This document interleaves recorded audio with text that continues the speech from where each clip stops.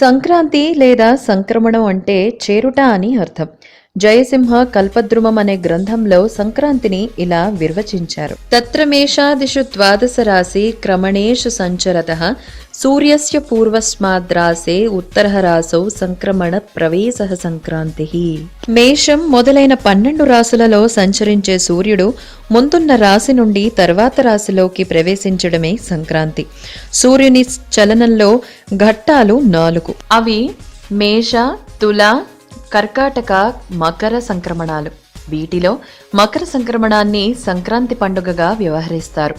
మార్గశిరం పూర్తి కాగానే ఉత్తరాయణం మొదలవుతుంది. సంక్రాంతి రోజున దానము గనుక చేసినట్లయితే దానికి కొన్ని వేల రెట్ల ఫలితం ఉంటుంది అని మన శాస్త్రాలు చెబుతున్నాయి. ధాన్యం, ఫలాలు, విసనకర్ర, వస్త్రం, కూరగాయలు, దుంపలు, చెరుకు మొదలైనవి దానం చేస్తారు. ముఖ్యంగా ఈ రోజు కూష్మాండ దానం చేస్తారు. కూష్మాండం అంటే గుమ్మడి పండు. గుమ్మడి పండు భూగోళానికి సంకేతం. ఈ రోజు బలిచక్రవర్తి భూమి మీదకు వచ్చి భూమిని పరిపాలించటానికి విష్ణుమూర్తిచే అనుమతి పొందిన రోజుగా చెప్పబడింది. కేరళలో బలిచక్రవర్తి పండుగగా జరుపుకుంటారు. బలిచక్రవర్తికి ఇష్టమైనది దానం.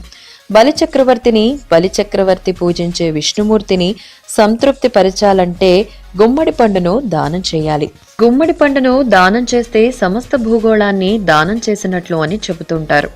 ముఖ్యంగా నువ్వులను సంక్రాంతి రోజు దానం ఇవ్వటం వలన కోటి జన్మల పుణ్యఫలం లభిస్తుంది అని పండితులు చెబుతున్నారు. నువ్వులను దానం ఇస్తే తీసుకోరు కనుక నువ్వులతో చేసే ఆహార పదార్థాలు అయిన నువ్వుల ఉండలు, అరిసెలు లాంటివి దానం ఇవ్వచ్చు.